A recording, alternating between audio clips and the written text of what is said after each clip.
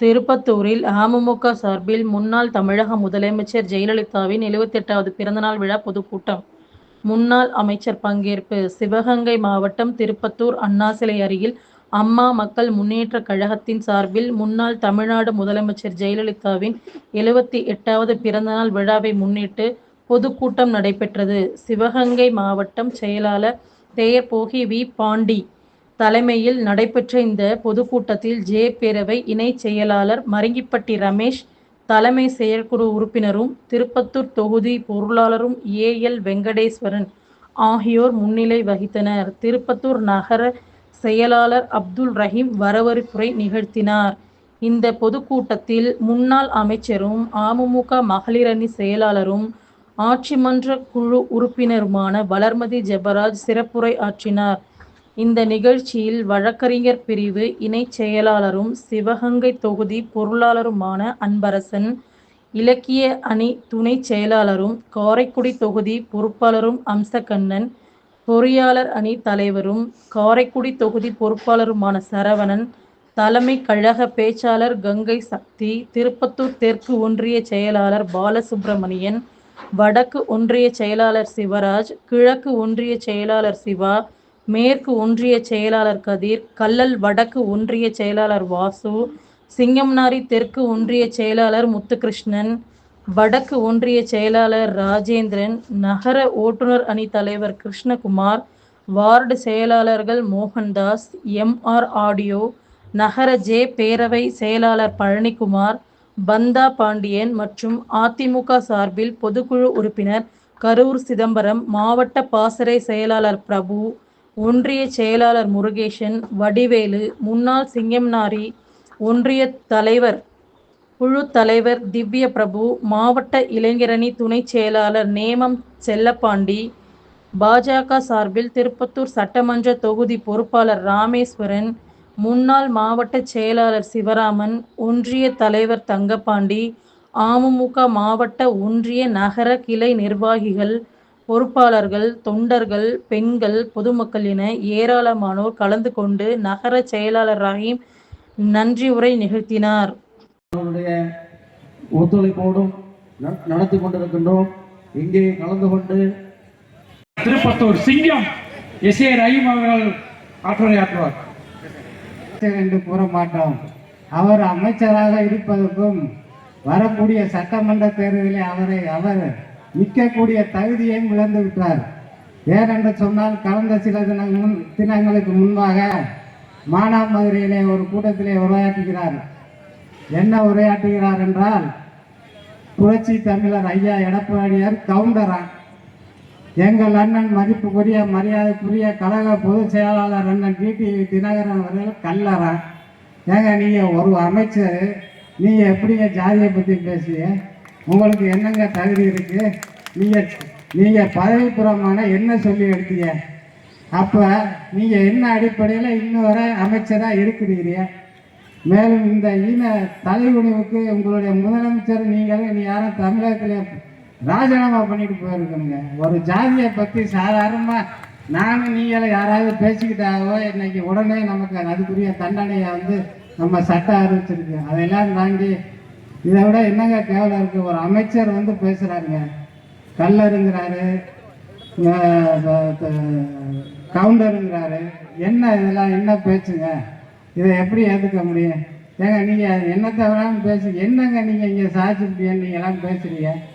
இந்த ஊரில் ஒரு டம்ளர் தண்ணி இல்லைங்க குடிக்கிறதுக்கு. இந்த அடுத்து காளியம்மன் கோயில் அருகில் வாட்டர் பிளான்ட், அதாவது காவேரி கூட்டு குடிநீரம் என்ற திட்டத்தின் பேரில் மாண்புமிகு புரட்சி தலைவி அம்மா அவர்களால் கொண்டு வரப்பட்ட இந்த திட்டம், அந்த திட்டத்தை இன்றைக்கு திருப்பத்தூர் மக்களுக்காக இன்றைக்கு அந்த திட்டம் முற்றும் இல்லாமல் அது முடக்கப்பட்டு கிடக்கு. அதில் பெரும்பாலான மக்கள் இந்த திருப்பத்தூருடைய பாதி அளவில் அந்த குடிநீர் தான் நமக்கு உதவிகரமாக இருந்துச்சு. அதை மூடி போட்டுட்டாருங்க. ஏன்னா அவருக்கு தண்ணி வைக்கணும் அப்படிங்கிறதுக்காக அந்த பிளான்டே மூடி கிடக்கு. நீங்கள் வேணால் யார் வேணாலும் பாருங்கள். நான் மேடை பேச்சுக்காகலாம் இங்கே பேச வரல, அதெல்லாம் பேசுவோம் இன்னொரு நாளைக்கு. இன்றைக்கு திமுகவுடைய ஆட்சிக்கு தோல்வி பயம் வந்துவிட்டது, நன்றாக தெரிந்து கொள்ளுங்கள். அதனுடைய வெளிப்பாடுதான் உங்களை எல்லாம் இன்றைக்கு ஏதோ ஒரு வகையிலே குழப்பிக் கொண்டிருக்கிறார்கள்.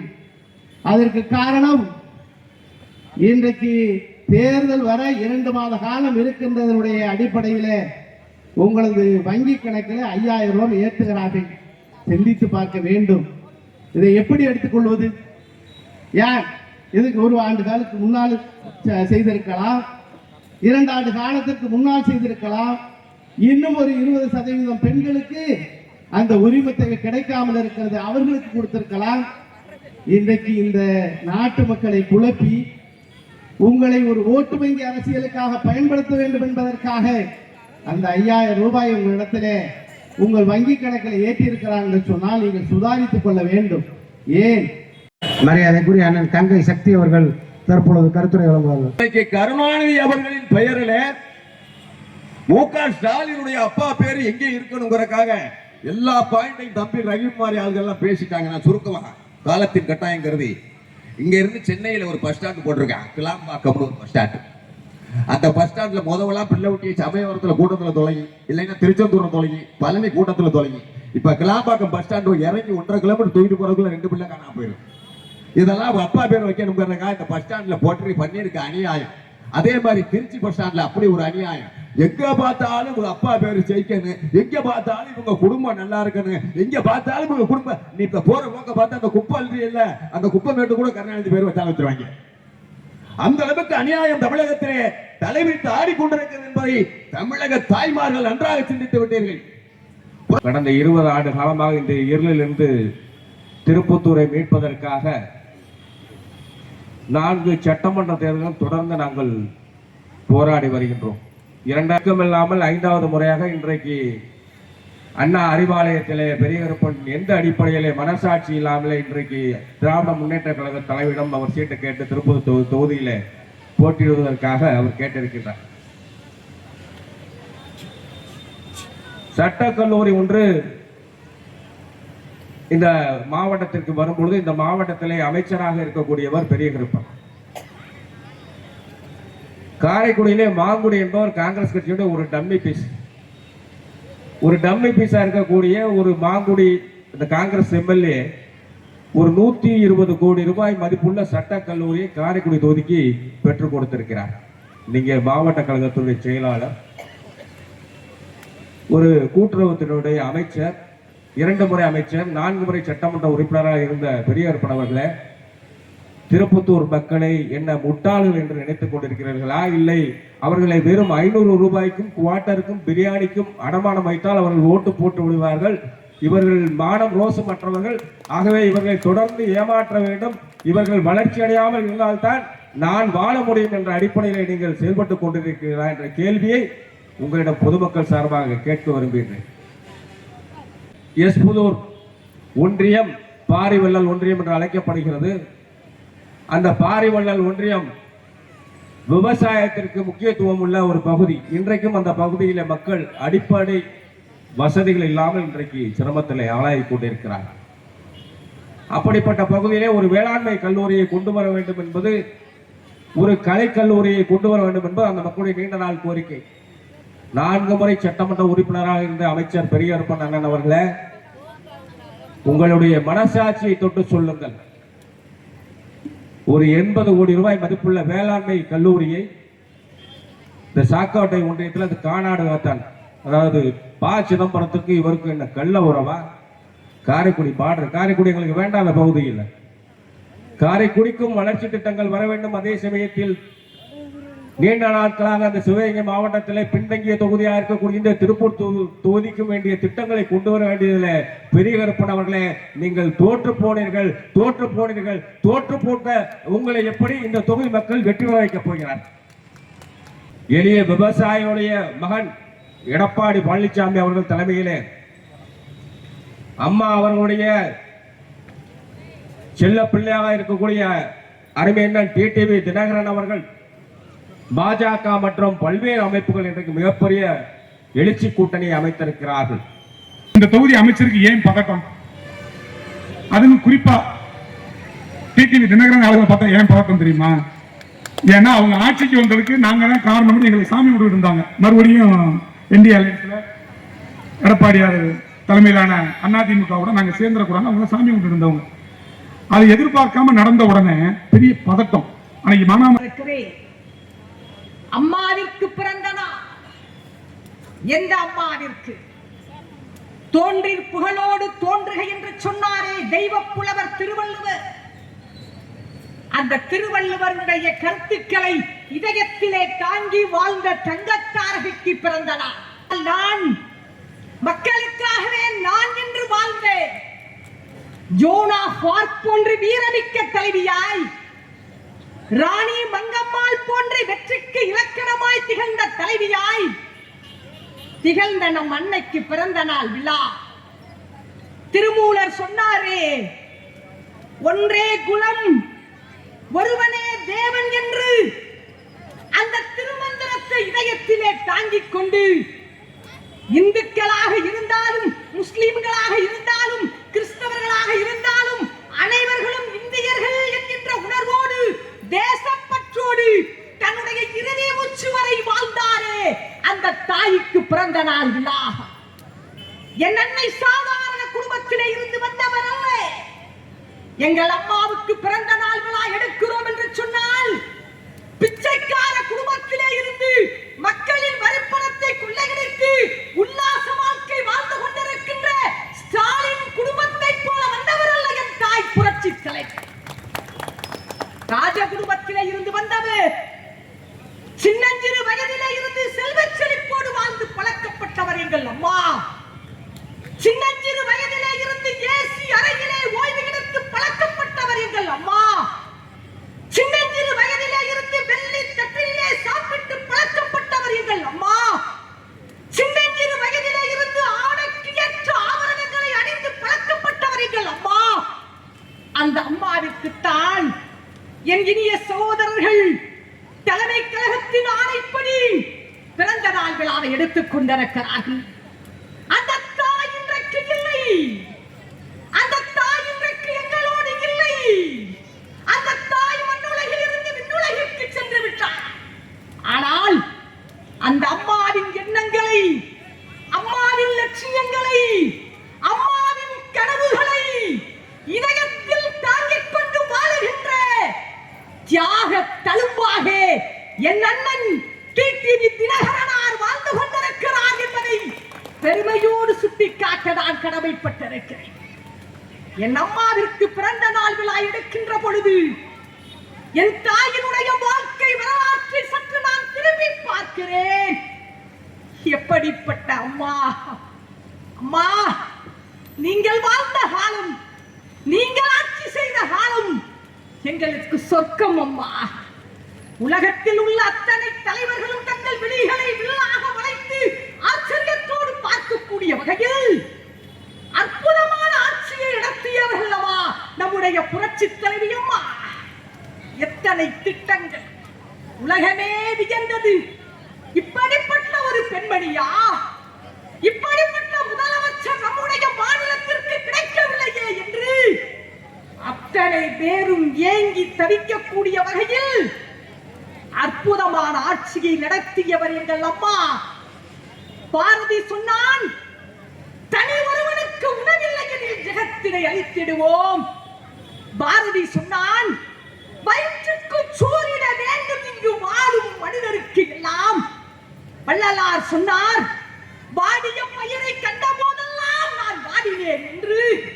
அந்த கருத்துக்களை இதயத்திலே தாங்கிக் கொண்டு பசிப்பினி என்கின்ற வார்த்தை நான் ஆளுகின்ற இந்த தமிழ் மாநிலத்தில் இருக்கக்கூடாது என்பதற்காக அம்மா உணவகத்தை கொண்டு வந்து 1 ரூபாய்க்கு இட்லி, 3 ரூபாய்க்கு தயிர் சாதம், 5 ரூபாய்க்கு சாம்பார் சாதம், 5 ரூபாய்க்கு புதினா சாதம் என்று 3 ரூபாய்க்கு 2 சப்பாத்தி பருப்பு கடைசலுடன் என்று பசிப்பினி போக்கிய தாரகை எங்கள் அம்மா.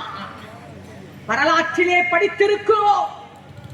மணிமேகலை அமுத சுரபி என்கின்ற பாத்திரத்தை, அட்சய பாத்திரத்தை கையிலே ஏந்தி உண்டி கொடுத்தோர் உயிர் கொடுத்தோரே என்று வீதியெல்லாம் சென்று பசிப்பினி போக்கினார் என்று வரலாற்றிலே படித்திருக்கிறோம் அல்லவா. அதைப் போல்தான் என் தாய் மணிமேகலையாய் பசிப்பிணியை போக்குவதற்காக ஊர்தோறும் அம்மா உணவகத்தை திறந்து வைத்து பசி என்கின்ற வார்த்தை இந்த தமிழ்நாட்டில் யாருடைய வாயிலிருந்தும் வரக்கூடாது என்பதற்காக இறுதி மூச்சு வரை கோடிக்கணக்கான நிதியை அம்மா உணவகத்துக்கு என்று ஒதுக்கியவர் எங்கள் அம்மா. இன்றைக்கு அந்த அம்மா உணவகம் எங்கே? ஸ்டாலின் அவர்களே, மூடுவிழா நடத்தி விட்டீர்களே. அம்மா உணவகத்தை கழிவறை போல சுத்தமில்லாத இடமாக ஆக்கிவிட்டீர்களே. எங்கள் அம்மா எந்த திட்டங்களை தீட்டினான்? அதில் பெண்களுக்கு என்ன நன்மை சிந்தித்து பார்த்தார். இங்கே அமர்ந்திருக்கின்றார்கள் என் சகோதரிகள். அந்த சகோதரிகள் எங்கள் அம்மாவினுடைய ஆட்சியில் எவ்வளவு மகிழ்ச்சியோடு வாழ்ந்தார்கள் தெரியுமா? பெண்களுடைய ஆசை, தமிழ்நாட்டு பெண்களுடைய ஏக்கம், தமிழ்நாட்டு பெண்களுடைய கனவு, எந்த ஏழையாக இருந்தாலும் தன் உடம்பில் ஒரு பொட்டு தங்கமாவது இருக்க வேண்டும் என்பதுதான் தமிழ் பெண்களின் ஆசை, கனவு, லட்சியம். அதை போக்கும் முகமாக, நிறைவேற்றும் முகமாக தாலிக்கு தங்கம் என்கின்ற திட்டத்தை கொண்டு வந்தவர் எங்கள் அம்மா. ஸ்டாலின் அவர்களே, எங்கள் அம்மா கொண்டு வந்த அந்த தாலிக்கு தங்கம் திட்டம் எங்கே? எந்த திட்டங்களை தீட்டினாலும் பெண்கள் பயனடைகிறார்களா என்று யோசித்து பாரதி சொன்னானே, பட்டங்கள் ஆள்வதும் சட்டங்கள் செய்வதும் பாரினில் பெண்கள் நடக்க வந்தோம். எட்டும் அறிவினில் ஆணுக்கு இங்கே பெண் இளைப்பிள்ளை காணென்று கும்மியடி என்று பாடினாரே பாரதி. அந்த பாரதி பிறந்த இந்த தமிழ்நாட்டில் ஆணுக்கு நிகராக பெண்களும் முன்னேற வேண்டும் என்பதற்காக பெண்களுக்கு பல்வேறு வேலை வாய்ப்புகள், அந்த வேலை வாய்ப்புகளை பெற்றிருக்கின்ற சகோதரிகள் வீட்டிலேயும் வீட்டு வேலைகளை செய்துவிட்டு பஸ்ஸுக்காக பல மணி நேரம் காத்து கிடக்கிறார்களே என்று மானிய விலையிலே வாகனம் வழங்கும் திட்டத்தை கொண்டு வந்தார் ஸ்டாலின் அவர்களே. அந்த திட்டம் என்ன ஆனது? எங்கள் அம்மாவுடைய ஆட்சியில் நகர்ப்புறங்களிலே இருக்கக்கூடிய பெண்கள் மட்டுமல்ல, கிராமப்புறங்களிலே இருக்கக்கூடிய பெண்களும் தலை நிமிர்ந்து வாழ வேண்டும் என்பதற்காக விலையில்லா ஆடு மாடு. இங்க இருக்கிற சகோதரிகளுக்கு தெரியும், முன்பெல்லாம் புருஷன் எப்ப வருவான், புருஷன் எப்ப காசு கொடுப்பான், எப்ப கஞ்சி விற்கலாம் நீ வாசலை நோக்கி பெண்கள் காத்து கிடந்தாங்க. எங்க அம்மா நினைச்சாங்க, டவுன்ல இருக்கிற பெண்களுக்கு தொழிற்பயிற்சி கொடுக்கிறோம், கடற்கண்ணில வேலை பார்க்குதுங்க, தலைநிமிர்ந்து வாழுதுங்க. ஆனா கிராமத்திலே இருக்கக்கூடிய என் சகோதரிகள் அடி உதையை வாங்கிக் கொண்டு செலவுக்கு ஆண்களின் கையிலே எப்பொழுது தருவார்கள் என்று ஏங்கிக் கொண்டிருக்கிறார்களே என்று விலையில்லா ஆடு மாடு கொடுத்தார். ஜப்பான்ல ஒரு பழமொழி உண்டு, அம்மா அடிக்கடி சொல்லுவாங்க, எல்லா நிகழ்ச்சியும் சொல்லுவாங்க, ஒருவன் பசி என்று சொன்னால் அவனுக்கு மீனை கொடுக்காதே, மீனை பிடிக்கும் கலையை கற்றுக்கொடு என்று சொன்னார் எங்கள் அம்மா. அதை மனதிலே வைத்துக் கொண்டுதான் திட்டங்களை தீட்டினார். எனவேதான் பெண்களுக்கு விலையில்லா ஆடு மாடுகளை கொடுத்தார். ஸ்டாலின் அவர்களே உரிமை தொகை கொடுக்கிறார். மாசம் மாசம் உன் கையை ஏந்திக்கிட்டு எங்கள் பெண்கள் தெருவுல நிக்கணுமா? எங்கள் அம்மாவுடைய ஆட்சியில் முதலாளிகளாக பெண்கள் இருந்தார்கள். ஆண்களுக்கு செலவிற்கு பணம் கொடுத்தார்கள். இன்றைக்கு ஸ்டாலினோ ஊரிலே உள்ள ஆண்களை எல்லாம் குடிகாரர்கள் ஆக்கிவிட்டு பெண்களை கையேந்த வைத்திருக்கிறார். இதுதான் நீ ஆட்சி செய்யும் லட்சணமா? பெண்களை முதலாளியாக்கிய எங்கள் அம்மா எங்கே? நமோ ஸ்டாலின் அவங்க அப்பே கருணாநிதி சேர்த்து வச்ச பணத்துல இருந்து கொடுக்கிற மாதிரி நான் மாசம் மாசம் 1000 ரூபாய் கொடுக்கிறேன். வந்துச்சா வந்துச்சா வந்துச்சா? வீதி வீதியா கேட்கிறீங்க. இது என்ன உங்கள் அப்பன் வீட்டு பணம்? உன் அப்பன் சம்பாதித்த பணமா? இது எங்கள் பணம், எங்களுடைய வரி பணம். நாங்கள் கட்டுகின்ற பணம். அந்த பணத்தை கொடுத்து விட்டு நான் ஸ்டாலின் உங்களுக்கு 1000 ரூபாய் கொடுக்கிறேன் வந்துச்சான்னு கேட்கிறியே, வெக்கமா இல்லையா? ஆங்கிலத்திலே ஒன்று சொல்லுவார்கள், the politician thinks about the next election but the statesman thinks about the next generation என்று சொல்லுவார்கள். ஒரு அரசியல்வாதி அடுத்த தேர்தலை பற்றி சிந்திப்பான், ஆனால் ஒரு தேசியவாதியோ அடுத்த தலைமுறையை பற்றி சிந்திப்பான் என்று சொல்லுவார்கள். எங்கள் அம்மா அடுத்த தலைமுறையை பற்றி சிந்திக்கக்கூடிய தேசியவாதியாக இருந்த காரணத்தினால் 10ஆம் வகுப்பு படிச்சு முடிச்ச பிள்ளைகளுக்கு, +1 பிள்ளைகளுக்கு லேப்டாப், பொது அறிவு பெறணும். அரசு பள்ளியில படிக்கக்கூடிய ஏழை பிள்ளைகளுக்கு லேப்டாப் யார் கொடுப்பா? பணக்கார பிள்ளைகள் கையில வச்சிருக்குங்க. யோசித்து பார்த்தாங்க. ஆட்சி முடிய போகுது, 5 வருஷம் ஆகுது, இதுவரைக்கும் லேப்டாப் கொடுக்காத ஸ்டாலின் இப்ப மொத்தமா கொடுக்கிறார். யாருக்கு கொடுக்கிறார்? யோசித்துக்கொண்டு பார்க்கணும். நீங்க ஓட்டு போடுறப்ப, வாக்களிக்கிறப்ப என் சகோதரர் தேர்ப்போகி பாண்டி சொன்னதை போல ஏமாந்துடக்கூடாது. யாருக்கு கொடுக்கிறார் ஸ்டாலின்? அம்மா +1 படிச்ச பிள்ளைகளுக்கு கொடுத்தாங்க. 5 வருஷமா லேப்டாப் கணினி கொடுக்காத ஸ்டாலின் இப்ப கொடுக்கிறார். யாருக்கு தெரியுமா? காலேஜ்ல 3ஆவது வருஷம் படிக்கிறது இருக்கு. ஏன்னா 20 வயசு ஆயிடுச்சு, 18 வயசு தாண்டிடுச்சு, 20 வயசு ஆயிடுச்சு. லேப்டாப் கொடுத்தா ஓட்டு போட்டுருவாங்களாம். எந்த ஒரு திட்டமாக இருந்தாலும் அது தனக்கு என்ற லாபம் என்று எண்ணி பார்க்கக்கூடிய இந்த சுயநலவாதி ஸ்டாலினுக்கு வருகின்ற தேர்தலிலே முடிவு கட்டுங்கள் என்றுதான் உங்கள் பாதம் தொட்டு பணிவன்போடு நாங்கள் கேட்டுக்கிறோம். திமுக ஆட்சிக்கு வந்தாலே ரவுடித்தனம் வந்து விடுகிறது. ஸ்டாலின் ஆட்சிக்கு வந்தவுடனே கட்ட பஞ்சாயத்து வந்து விட்டது.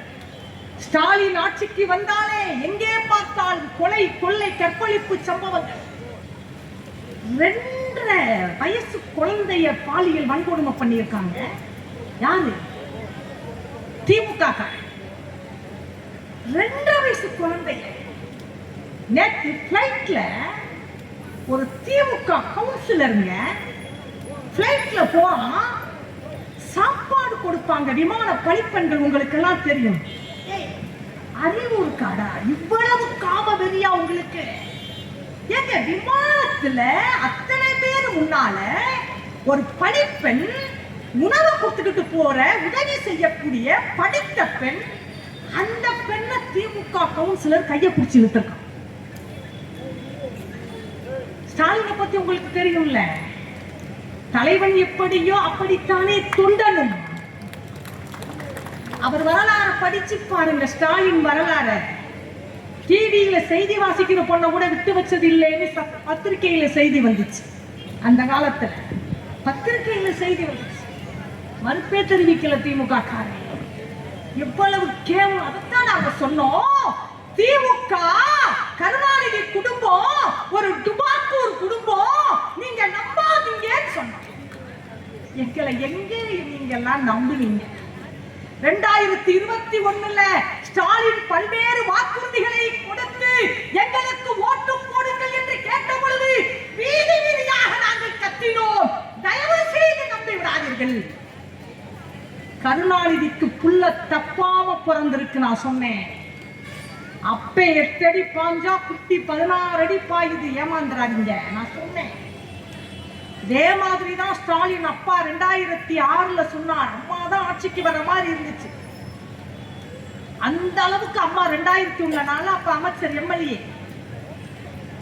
எவ்வளவு ஸ்ட்ரிக்டா இருந்தாங்க தெரியுமா?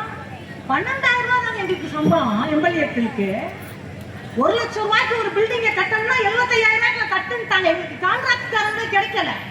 25% கமிஷனா போகுது, அதை கட் பண்ணு, கம்மி பண்ணாங்க. எவ்வளவு நேர்மையா மக்களுடைய வரிப்பணத்தை மிச்சப்படுத்தி திட்டங்கள் தீட்டினாங்க தெரியுமா? 2001 to 2006ல நாங்க இருக்கிறப்ப அம்மாதான் மீண்டும் முதலமைச்சராக வருவார்கள், ஒவ்வொரு பணத்தையும் பார்த்து செலவழிக்கிறார்கள் என்பதை அறிந்து ஸ்டாலினின் அப்பன் கருணாநிதி சொன்னார், எனக்கு ஓட்டு போடுங்கள், உங்க ஒவ்வொருத்தருக்கும் 2 ஏக்கர் இடம் தருவேன். நாங்க சொன்னோம், நம்பாதீங்க. 2 ஏக்கர் இடம் கொடுக்க முடியாது. பக்கத்துல இருக்கிற கேரளா, ஆந்திரா, கர்நாடகாவை சேர்த்தா கூட கொடுக்க முடியாது. சொன்னோம். மக்கள் அதெல்லாம் கொடுப்பாரு, அதெல்லாம் வச்சிருப்பாரு, கொடுப்பாரு. ஆட்சிக்கு வந்து 3 வருஷமா அதை பத்தியே பேசல. பாத்துட்டீங்களா ஸ்டாலினுடைய பெருமைய? எவ்வளவு அற்புதமா நாடு ஆண்டுகிட்டு இருக்கிறாரு பாருங்க ஸ்டாலின். பூரா உற்சாக பானம் தாங்க. பூரா இப்படி ஆக்கிட்டோம்னா ஒரு வயது நம்மளை கேள்வி கேட்க மாட்டாங்க. அதே குணம் தான். 3 வருஷம் கழிச்சு கருணாநிதி கிட்ட நிருபர் கேட்கிறார், எல்லாருக்கும் 1 ஏக்கர் இடம் தருவேன்னு சொன்னீங்கல்ல, எங்க?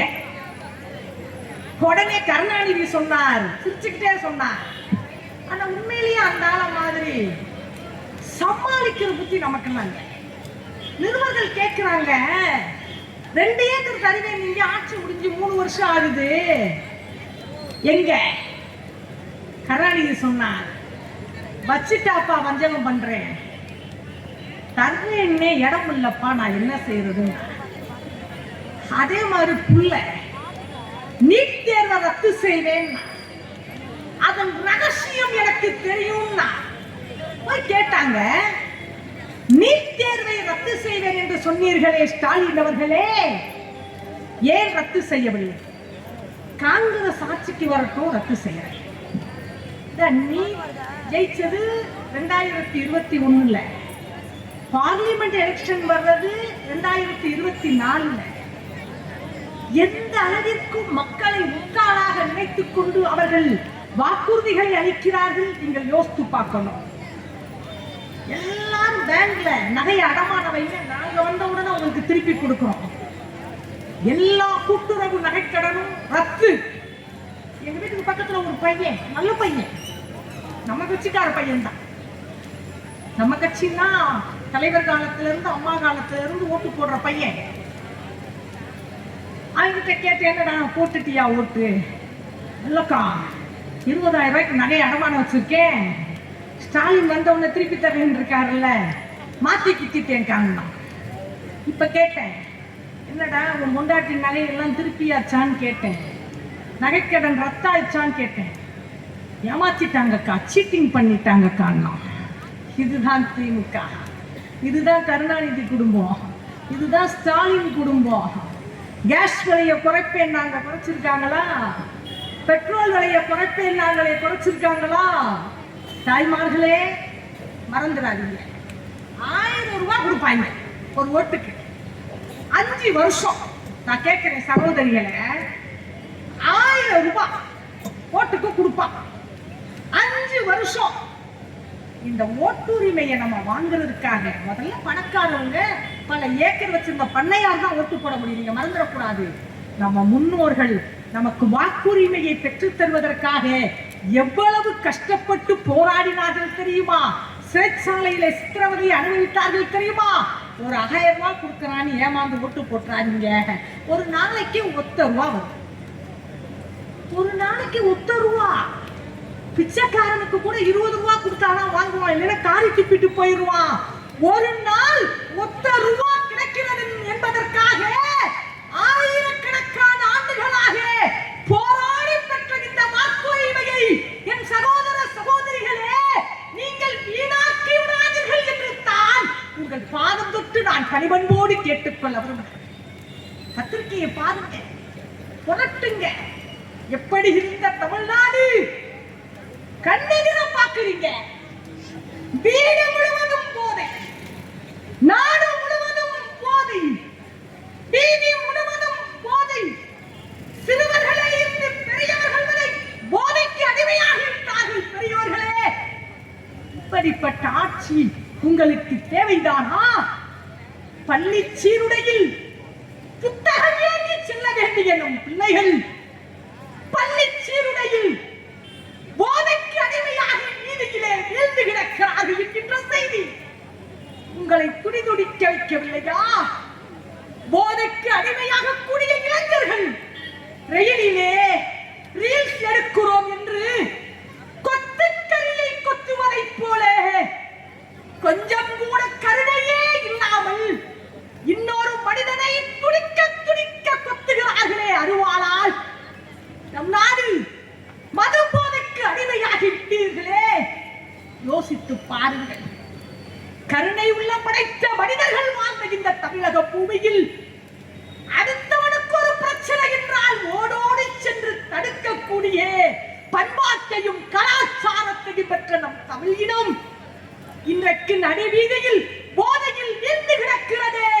இப்படிப்பட்ட சீரழிந்த கலாச்சாரம் தமிழ் மண்ணிலே தொடர வேண்டுமா?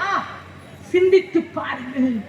எப்படி இருந்த தமிழ்நாடு, போதை என்றால் என்னவென்று தெரியாத தமிழ்நாட்டில், சாராயம் என்றால் என்னவென்று தெரியாத தமிழ்நாட்டில் முதலில் சாராய கடையை திறந்தவர் ஸ்டாலினின் அப்பா கருணாநிதி என்பதை தயவு செய்து நீங்கள் மறந்துவிடக் கூடாது. கருணாநிதி முதலமைச்சராக இருந்த பொழுதுதான் கொட்டும் மலையில் பெரியவர் மூதறிஞர் ராஜாஜி தள்ளாடும் வயதில் கருணாநிதியின் இல்லம் தேடி சென்று கருணாநிதியின் கையை பிடித்துக் கொண்டு கெஞ்சினார். கருணாநிதி, எனக்கு வயதாகிவிட்டது, உன் கைகளை காலாக கெஞ்சுகிறேன்.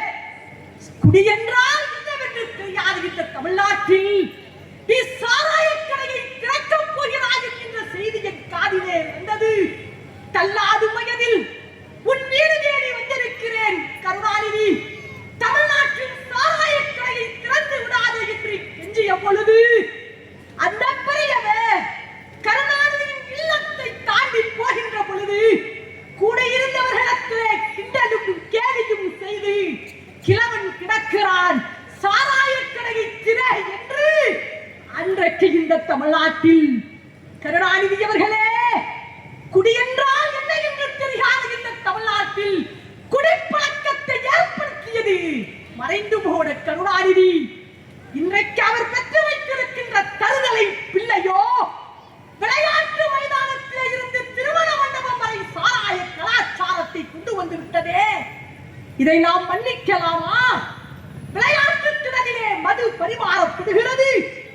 திருமண ஊர்வலத்தில் சோர்ந்து போய் வருகின்ற அந்த விருந்தினர்களுக்கு மது பரிமாறலாம் என்று கருணாநிதியுடைய பிள்ளை சட்டம் போட்டவுடன், அறிவிப்பை வெளியிட்டவுடன் கொதித்து எழுந்தார் என் அண்ணன் டிடிவி தினகரனார். தமிழரின் பண்பாடு இங்கே, தமிழரின் கலாச்சாரம் இங்கே. திருமண பந்தம் என்பது எவ்வளவு இனிமையானது, எவ்வளவு புனிதமானது, எவ்வளவு மேன்மையானது. புதிய திருமணத்தில் சேரக்கூடிய அந்த சொந்த பந்தங்கள் நடுவிலே அறிமுகமாகி சொந்த பந்தங்கள் ஒருவருக்கொருவர் பாராட்டக்கூடிய அந்த இடத்தில், சொந்த பந்தங்கள் மகிழ்ச்சியோடு இருக்கக்கூடிய அந்த இடத்தில் மதுபானம் பரிமாறுவதாக என்று என் அண்ணன் டிடிவி தினகரனார் கொதித்து எழுந்தார். ஸ்டாலின் அவர்களே, இந்த அறிக்கையை நீங்கள் திரும்ப பெறவில்லை என்றால், திருமண வீட்டில் சாராயம் பரிமாறலாம் என்கின்ற உத்தரவை நீங்கள் வாபஸ் வாங்கவில்லை என்றால் தமிழகம் முழுவதும் நாங்கள் போராட்டம் நடத்துவோம் அண்ணன் சொன்னார். இன்னும் சொல்ல போனால் ஸ்டாலின் வலதுகரமாக இருக்கக்கூடிய, இடதுகரமாக இருக்கக்கூடிய கம்யூனிஸ்ட் கட்சிகள் எதிர்ப்பு தெரிவித்தார்கள், விடுதலை சிறுத்தைகள் எதிர்ப்பு தெரிவித்தார்கள். அத்தனை பேரும் எதிர்ப்பு தெரிவித்ததற்கு பிறகுதான் ஸ்டாலின் திருமண விழாக்களில் சாராயத்தை பரிமாறலாம் என்கின்ற அறிக்கையை வாபஸ் பெற்றார் என்பதை தயவு செய்து நீங்கள் மறந்துவிடக் கூடாது.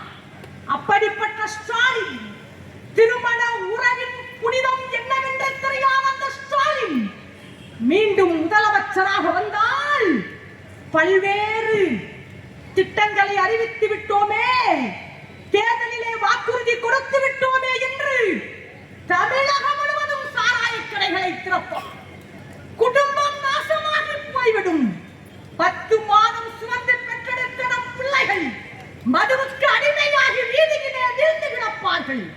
நீங்கள் மறந்துவிடக் கூடாது. இன்றைக்கு தமிழ்நாட்டின் நிலைமை என்ன? பெண்கள் சுதந்திரமாக நடமாட முடிகிறதா? ஏன் காவல்துறைக்கே பாதுகாப்பு இல்லையே தமிழ்நாட்டில்? என் தாய் புரட்சி தலைவி அம்மா தமிழ்நாட்டை ஆண்ட பொழுது உலகத்திலேயே ஸ்காட்லாந்து யார்ட் போலீஸுக்கு அடுத்தபடியாக திறமையான போலீஸ் நம் தமிழ்நாட்டு போலீஸ் என்று எங்கள் அம்மாவுடைய ஆட்சியில் பெருமை பெற்ற தமிழ்நாட்டு போலீஸ் நம் நாட்டில் சட்டத்தையும் ஒழுங்கையும் பாதுகாக்க வேண்டிய போலீஸ் அவர்கள் தங்களுக்கு பாதுகாப்பு இல்லாமல் அச்சத்தோடு பணியாற்றுகிறார். நடுவீதியில் சீருடை அணிந்த போலீஸ் அதிகாரியை ஒருவன் அருவாளால் வெட்டுகிறான். பார்த்தீர்களா டிவியில்? நடுவீதியில் உன்னுடைய வண்டியில் லைசன்ஸ் எங்கே என்று கேட்ட போலீஸ் அதிகாரியை கேவலமாக திட்டுகிறான் மதுபோதையில். பார்த்தீர்களா போலீசின் நிலைமையை? நமக்கு பாதுகாப்பு கொடுக்க வேண்டிய போலீஸ், நம் அச்சத்தை போக்க வேண்டிய போலீஸ், சட்டத்தையும் ஒழுங்கையும் பாதுகாக்க வேண்டிய போலீஸ் இன்றைக்கு அவர்களே தங்களுக்கு பாதுகாப்பற்ற நிலைமையிலே பணியாற்றிக் கொண்டிருக்கிறார்கள் என்பதை தயவு செய்து நீங்கள் மறந்துவிடக் கூடாது. ஒரு கிராம அதிகாரி கனிம வளம் கொள்ளையடிக்கப்படுகிறது என்று காவல்துறையிலே மனு கொடுத்து விட்டு வந்தார். அந்த கிராம அதிகாரி கனிம வளம் கொள்ளையடிக்கப்படுகிறது என்று வந்தவுடன் மனு கொடுத்து விட்டு வந்தவுடன் பட்ட பகலில் நடுவீதியில் கண்டந்துண்டமாக வெட்டி கொலை செய்யப்படுகிறார்.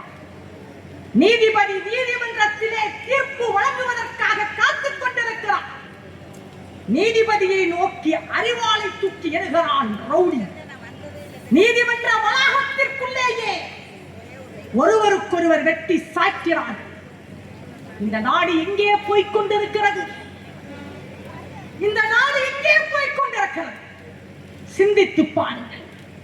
நீதிபதிகளுக்கு பாதுகாப்பு இல்லை, காவல்துறை அதிகாரிகளுக்கு பாதுகாப்பு இல்லை. இன்னும் சொல்ல போனால் தமிழ்நாட்டின் ஊழை முடுக்கலாம் அனைத்து தரப்பு மக்களும் வீதியிலே வந்து போராடிக் கொண்டிருக்கிறார். உழுதுண்டு வாழ்பவரே வாழ்பவர், மற்றவரெல்லாம் தொழுதுண்டு பின் செல்பவர் என்று சொன்னாரே தெய்வ புலவர் திருவள்ளுவர். தெய்வத்திற்கு நிகராக போற்றப்பட்ட விவசாய பெண்குடி மக்கள் எங்களுக்கு கொடுத்த வாக்குறுதியை நிறைவேற்றுங்கள் என்று வீதியிலே வந்து போராட்டம் நடத்துகிறார்கள். மாதா பிதா குரு தெய்வம் என்று சொல்லுகிறோமே, அந்த ஆசிரியர் பெருமக்கள் எங்களுக்கு கொடுத்த வாக்குறுதியை நிறைவேற்றுங்கள் என்று வீதியிலே போராட்டம் நடத்துகின்ற பொழுது அடித்து விரட்டப்படுகிறார்கள், மண்டை உடைக்கப்படுகிறது. பெரியோர்களே, மாணவர்கள் வீதியிலே வந்து போராட்டம் நடத்துகிறார்கள். நெசவாளர்கள் வீதியிலே வந்து போராட்டம் நடத்துகிறார்கள். உழைக்கும் வர்க்கமாம் தொழிலாளர்கள் வீதியிலே வந்து போராட்டம் நடத்துகிறார்கள். அத்தனை தரப்பு மக்களுடைய ஆதரவையும் ஸ்டாலின் இழந்து விட்டார். அவர் 200க்கு மேல் வெற்றி பெறுவேன் என்று சொல்வது எதை நம்பி தெரியுமா? தன்னுடைய ஆட்சியை நம்பி, தன்னுடைய அதிகாரத்தை நம்பி, உங்களுக்கு கொடுக்க போகின்ற 1000 ரூபாயை நம்பி. பெரியோர்களே, 3/4 மணி நேரம் என் தொண்டை வலிக்க அடிவயிற்றிலே இருந்து இந்த ஆட்சியின் அவலங்களின் வெள்ளத்திலே சொல்லிவிட்டே, இந்த நாட்டை காப்பாற்ற வேண்டிய பொறுப்பு உங்களுக்கு இருக்கிறது. புரட்சி தலைவர் எம்ஜிஆர் சொன்னார் அல்லவா, தீய சக்தி கருணாநிதி என்று. அம்மா சொன்னார் அல்லவா, திமுக இந்த நாட்டிலே இருந்து ஒழிக்கப்பட வேண்டிய கட்சி என்று. அந்த கருத்துக்களை இதயத்திலே தாங்கிக் கொண்டுதான் இன்றைக்கு அண்ணன் டிடிவி, நம்முடைய தாய்க்கழகம் எடப்பாடியார் அவர்களை, தேர்போகி பாண்டியன் அவர்கள் சொன்னதை போல எடப்பாடியார் அவர்களை முதலமைச்சர் ஆக்குவதற்காக நம்முடைய தேசிய ஜனநாயக கூட்டணி உருவாகி இருக்கிறது. இந்தியாவின் பெருமையை உலகம் முழுவதும் பறைசாற்றிக் கொண்டு வருகின்ற நம்முடைய மோடிஜி அவர்கள் தமிழ்நாட்டில் ஒரு புனிதமான ஆட்சியை கொண்டு வர வேண்டும் என்பதற்காக கழுத்திலே நான் சிலுவையை அணிந்திருக்கிறேன். நான் தான் மதுரையிலே பிரதமர் அவர்கள் வருகின்ற பொழுது வரவேற்பு கொடுத்தேன். என் அண்ணன் டிடிவி என்னை அனுப்பி வைத்தார். முழுவதும் முக்காடை அணிந்து கொண்டு இருக்கக்கூடிய என் தங்கை யெஷுமா அவர்கள்தான் மேடைக்கு மோடி அவர்கள் வருகின்ற பொழுது பிரதமர் அவர்களை வரவேற்றார். எங்களுக்குள்ளே மத வேறுபாடு கிடையாது. கழுத்திலே சிலுவையை மாட்டிக்கொண்டிருக்கின்ற இந்த கிறிஸ்தவ பெண் முழுவதும் முக்காடு அணிந்திருக்கின்ற இஸ்லாமிய சமுதாயத்தைச் சேர்ந்த சகோதரிகள் அனைவரும் மதத்தை வைத்து எங்களை பிரித்து விடாதீர்கள். இந்த நாடு அமைதியாக இருக்க வேண்டும். இந்த நாடு ஊழலற்ற நாடாக இருக்க வேண்டும். இந்த நாட்டில் அனைவரும் பாதுகாப்போடு இருக்க வேண்டும் என்று ஒன்று சேர்ந்திருக்கும். எங்களை பார்த்து மதத்தை வைத்து அரசியல் நடத்தலாம் என்று சிறுபான்மை மக்களை ஏமாற்றி விடலாம் என்று கனவு கண்டு கொண்டிருக்கின்ற ஸ்டாலின் அவர்களே, இந்திய நாட்டின் ஒருமைப்பாட்டின் மீது நம்பிக்கை கொண்டிருக்கின்ற சிறுபான்மையினர், இந்திய நாட்டின் பாதுகாப்பின் மீது அக்கறை கொண்டிருக்கின்ற சிறுபான்மையினர், உங்களுடைய மத பிரிவினை வாதத்திற்கு ஆட்பட மாட்டோம். தமிழ்நாட்டில் புரட்சி தலைவி அம்மா அவர்கள் கண்ட லட்சியங்கள் கனவுகளை நிறைவேற்ற எங்கள் அண்ணன் டிடிவி சொல்லிவிட்டார். எங்கள் கூட்டணியில் விட்டுக் கொடுக்கும் மனப்பான்மை வேண்டும் என்பதற்காக நான் தேர்தல் களத்திலே இல்லை. நான் சட்டமன்ற உறுப்பினராக வர வேண்டும் என்று ஆசைப்படவில்லை. நான் சேர்ந்திருக்கின்ற கூட்டணி தேசிய ஜனநாயக கூட்டணி வெற்றி பெற்றால் போதும் என்று தியாக மனப்பான்மையோடு என் அண்ணன் சொல்லியிருக்கிறார். யார் முதலமைச்சர் கேட்கிறார்கள். நம்முடைய கூட்டணியிலே குழப்பத்தை ஏற்படுத்துவதற்காக நிருபர்கள் கேள்விகள் கேட்கின்ற பொழுது அண்ணன் சொல்கிறார், உங்களுக்கு தெரியாதா யார் முதலமைச்சர் வேட்பாளர் என்று? மீண்டும் கேட்கிறார்கள், யார் முதலமைச்சர் வேட்பாளர்? அண்ணன் சொன்னார், எடப்பாடி பழனிசாமி அவர்கள் தான் தமிழ்நாட்டின் முதலமைச்சர் சொன்னார் எங்கள் அண்ணன். நிருபர்கள் ஸ்டாலினின் கைக்கூலிகளாக இருக்கக்கூடிய சில நிருபர்கள் எங்கள் குடும்பத்தில் அண்ணன் தம்பிகளாக பழகிக் கொண்டிருக்கிற எங்களுடைய கூட்டணியில் அம்மாவின் பிள்ளைகளிடத்திலே பிரிவினையை ஏற்படுத்த யார் முயற்சி செய்தாலும் அதற்கு எங்கள் அண்ணன் டிடிவி தினகரன் அவர்கள் இடம் கொடுக்க மாட்டார். அம்மாவின் பிறந்த நாளில் உங்களை பணிவன்போடு கேட்கிறேன், அம்மாவின் புனித ஆட்சியை அண்ணன் எடப்பாடியார் தலைமையிலே ஏற்படுத்த எங்கள் தேசிய ஜனநாயக கூட்டணிக்கு வாக்களியுங்கள் என கூறி விடைபெறுகிறேன். நன்றி. இதய தெய்வம் புரட்சி தலைவி அம்மா அவர்களின் பிறந்த தின பொதுக்கூட்டத்திற்கு வருகை புரிந்த தேசிய ஜனநாயக கூட்டணியின் அத்துணை நண்பர்களுக்கும் திருப்பத்தூர் ஒன்றிய நகர்கழகத்தின் சார்பிலே நன்றியை தெரிவித்துக் கொள்கிறோம். மேலும் எங்களுக்கு சிறப்பாக ஒத்துழைத்த காவல்துறையினருக்கு இந்த நேரத்திலே பணிவான நன்றியை வணக்கத்தையும் தெரிவித்துக் கொண்டு விடைபெறுகிறோம். நன்றி, வணக்கம்.